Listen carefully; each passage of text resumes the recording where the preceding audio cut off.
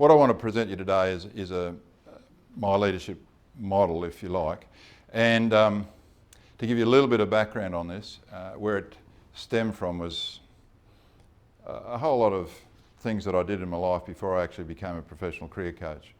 And that was aspiring to play for Australia till ambition went one direction and ability went the other, and the selectors saw a good reason to move me on. And then it took me into getting married and a range of different careers. You know, my dream or the desire to play for Australia, the baggy green, had burst, so it was now to create some other dreams in my life. And that was around either being a sports administrator, took me then into teaching and lecturing, so I was going to be a professor. I thought, you know, there's nothing better than being at university, remembering my days as a student, but then as a lecturer, nothing better than being a lecturer, provided the students weren't there. So rules changed, of course. I got into that in, when was that, the late 80s, and that was when CAEs were in existence and institutes of education and technology, and then the wise people of education decided to say, well, they all had to be universities. And of course, once you became a university, then master's degrees were no longer a useful tool. Teaching wasn't a useful tool. You had to have PhDs and be an expert on the top of a pinhead in whatever your chosen field was. So that didn't necessarily appeal to me, and eventually I came back to Brisbane and got involved back in sport in government, but also got back into career coaching with my old club here at university. So I did that for a little while, and by this stage, number 5 child was arriving, and at this stage my wife sort of put her hand up and said, well, you know, you're working quite a bit through the day, you're going to trainings a couple of nights a week, then you're spending your weekends at cricket, what about some time for us? So I had to sort of shelve the cricket for a while. But interestingly, in around about 1994, they advertised for the Queensland Bulls job, and I had a couple of good mates in there who I'd coached and kept in touch with, Ian Healy being one of those. So I said to him, you know, are they serious? As you know, lots of jobs get advertised, and really you're just ticking a box and you know what's going to happen at the other end. But no, he said they were serious, and the current coach was a bloke by the name of Jeff Thompson, and a lot of other people from a pretty strong cricketing background had applied. So here I was, 16 years on from when I actually played one season for Queensland. As I said, that was when ambition and ability went in different directions. 16 years on from there, and really not having too much to do with cricket, apart from doing a little bit of club cricket. So what I needed to do was obviously go to an interview to get the interview, but what was I going to tell them? You know, here's my 1 year for Queensland. That looks pretty impressive. Jeff Thompson, 200 test wickets, what are you talking about, you know? So I couldn't necessarily offer them that same sort of cricket pedigree. So it made me stop and work out what I'd really been doing probably for the last 16 years of a little bit of playing and then all the various jobs I had, and why I was doing what I was doing. And then of course you throw parenting into the mix, and for those who are parents in the room, you'll know that it is the toughest coaching job of all, because you're emotionally tired, and of course your children just know which button to press at what time, and if they don't get the response from you, they quickly move around to mum or dad and then play each other off, play that game. So they're very good at doing that. It's a very hard job. But anyway, all that in the mix. So it actually gave me the opportunity to stop, think, and go to, in those days, my quiet place to try to work things through in my mind. And that used to be, I'd just head off on the run around the river. In those days I could run. And for a reasonable time, and generally by the time that I'd come back, I'd sorted out a couple more things in my mind. So by the time I came to that interview, I then had worked out why I did what I did, which is my coaching philosophy and so on, which I've maintained ever since then. And that's really what I want to talk to you about today, because as I look back and the benefit of hindsight, while I wasn't totally aware of exactly how I was going about what I was doing, the hindsight has now shown me at least a framework that I believe is useful for everybody, and that's what I want to present you today, around you as what I will term the coach, the leader, but you'll also see there are other parts to it as well. There is actually 3 parts to this framework, but we're going to deal with the one in the middle there, the Leadership Summit. And in my terms, if we can have that in the background all the time, the summit for a leader is just your legacy, right? It's what you leave with the people and the teams that you influence every moment of every day. So everything that you do will have some ramification. Everything that you don't do will have some ramification. Everything you say, everything you don't say will have some ramification. So ultimately what we're trying to do as a leader is leave the best possible legacy. So if you don't get an opportunity to go back tomorrow to work for whatever reason, you've decided, I've had enough, I'm going on a holiday, what will people say? What will people say about you? What would you want them to say about you? And hopefully they're about the same. So what is that? What is your legacy? Anybody had an opportunity to read the All Blacks book? If you follow rugby union, there's an All Blacks book on just the way that they operate as a team, and it's called Legacy. Now, if you're getting a chance, I'd suggest that's a good book to have a look at, called Legacy, and it's basically various titles, but 15 lessons of leadership from the All Blacks. You'll see that diagram, and of course you've got a copy of it there.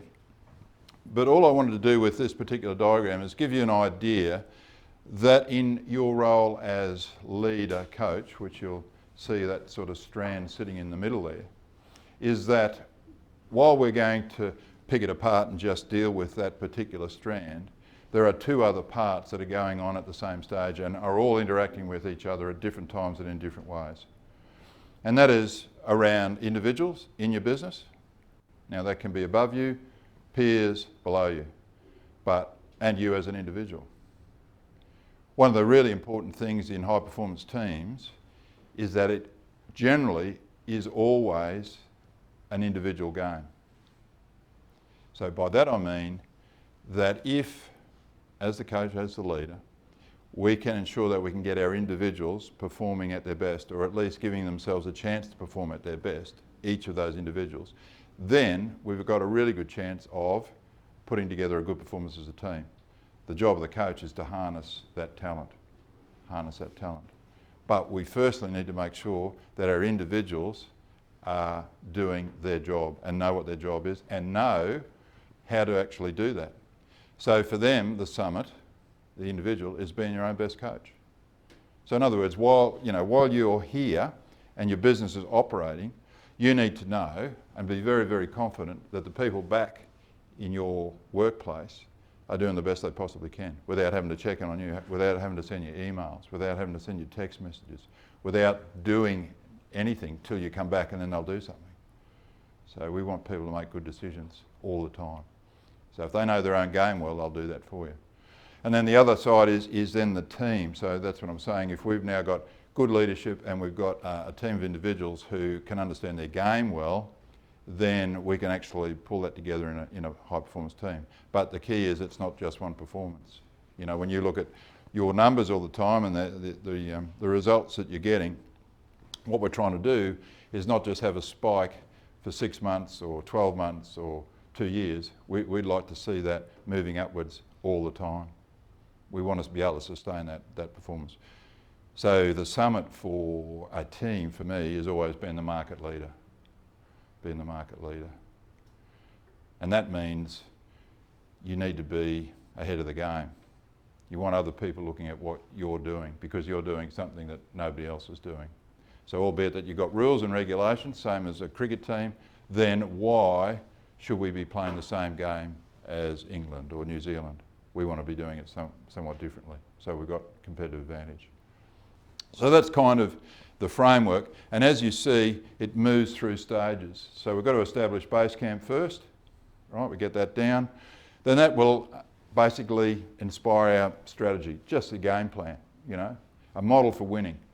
And once we've got that game plan in place, then how do we take that and make it real. Make it work for us on a daily basis.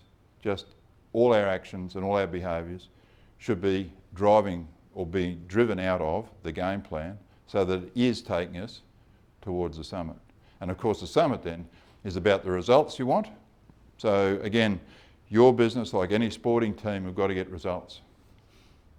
There's no two ways about that. Your shareholders, your stakeholders, they all want results. Same in cricket. Fans, sponsors, administration, etc., all want results. The players want results. Your staff want results.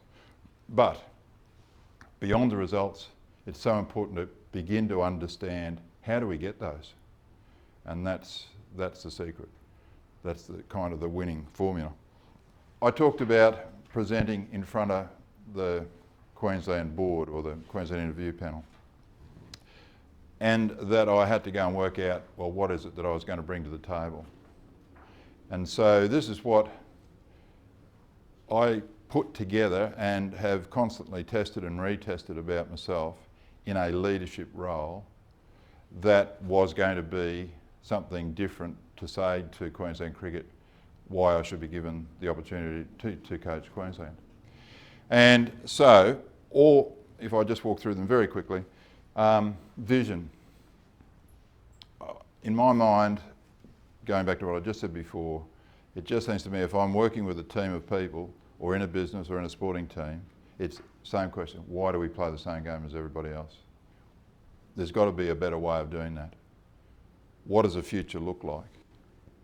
So if I took Australian cricket at the moment, and again I guess you've had some maybe projections of where your industry is going, but if I took cricket for the moment, one of the things that I believe should change the game and within your control is that I would like to be able to take 15 to 18 players onto the ground at one time, right? That's what I'd like to be able to do. So for those who understand cricket, they realise that you're only allowed 11 on the field. So how do we do that? Well, we do that by ensuring that players, it's an extension of being an all-rounder. So an all-rounder is somebody that might bat and bowl or might be a wicketkeeper batsman. But what I believe is the future, or potentially the future, is that we've got players who can play with their left side as well as their right side. So in any given situation, bowler, batter, fielder, they could move from left to right if they needed. If they believed there was a strategic advantage in doing that, they have the capacity to do that. So that enables me then to get more players onto the field. But of course, to do that, that can't just happen overnight. Right? That just can't happen overnight. And in fact, by the time boys or girls are 15 or 16, it's almost too late. So therefore, when you think about your own industry and whatever that might look like, we need to be actually identifying our training programs and some of the skills that we see into the future well in advance so that we can begin that process. So in cricket, we do have the luxury of sort of saying, well, maybe here's the curriculum. Here's the curriculum for coaching of cricket. So when you're a 6-year-old or 8-year-old or a 9-year-old or 10-year-old, we would like you to be using both feet. We would like to see you batting left and right-handed. And that'll be all for fun. We'd like to see you throwing right and left-handed. We'd like to see you bowling right and left-handed. And so there's a fun element to it, there's also a skill element to it, and there's also a safety element to it. Safety being that we're actually training both sides of the body, so physically you're not stressing one side only.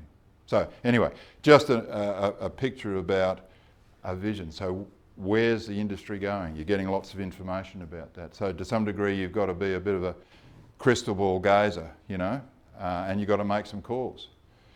But you can control the future a little bit by saying, well, that's where we believe it's going and that's how we're positioning ourselves, and therefore working backwards from there, what do we need?